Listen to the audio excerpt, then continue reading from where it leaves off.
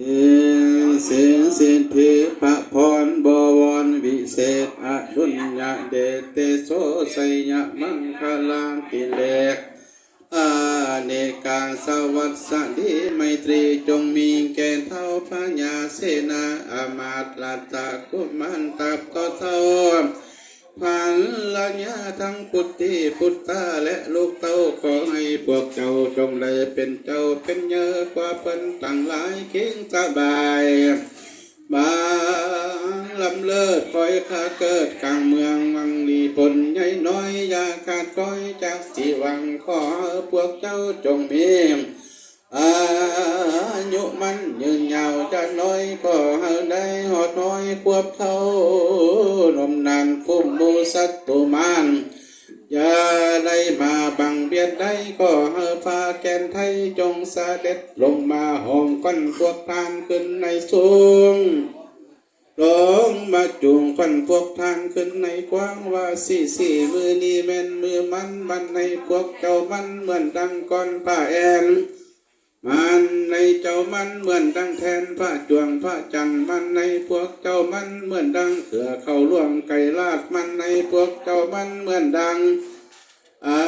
กาศและตะวันมันในพวกเจ้ามันเหมือนดังพระจันทร์ใส่ซองฟ้ามันในพวกเจ้ามันเหมือนดังเข้ากวางน้ำเดือนจีมันในพวกเจ้ามันเหมือนดังเศร้ากีลูกพระญายมพระญาแทนฟ้าฟ้ามือนี้แม่นมือสง่าบ่เท่าวัดมือแข็งว่าสี่มือนี้แม่นมือสั้นวันดีวันดินที่อุตตมโศกสิทธิโยกพร้อมอุตตมังคลาน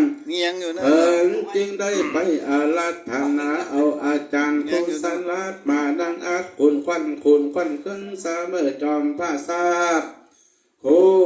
ณควันขึ้นเสมอทัศสีจันว่าสี่มือนี้แม่นมือสั้นวันดี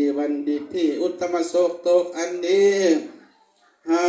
กเมียนตกไม่จังขันนั้นนี้หากเป็นขันไม่แก้วเท่าแก่ตกแต่งแล้วจึงเสินไฟมาคุณควันว่าสี่มือนี้เป็นวันดีไฟจึงสู้พันแก้วคู่กันเมืองบุญยังงามเลิศฟ้าเป็นเสด็จขี่มาเอื้อนยักเอาควันมาพระลันทำปอมบัดนี้พ่อแม่พี่น้องลูกหลานเล่นก็พากันมานั่งล้อมอ้อมอยู่พาควันนี่แล้วเมื่อแต่เฮาเท่านี้ยกพาควันขึ้นมันก็บ่มีแกนเมื่อแต่เฮาเท่านี้ย่อพาควันขึ้นมันก็บ่มีได้คอยจักเสินเอาพระแกนไทยตนเพิ่นมีบุญมาช่วยคุณช่วยย่อควันพวกเจ้าเด้อคอยจักเสินเอาเจ้ามัดฟ้าผู้อยู่คำไฟเนื้อคอยจักเสินเอานางคำเพื่อ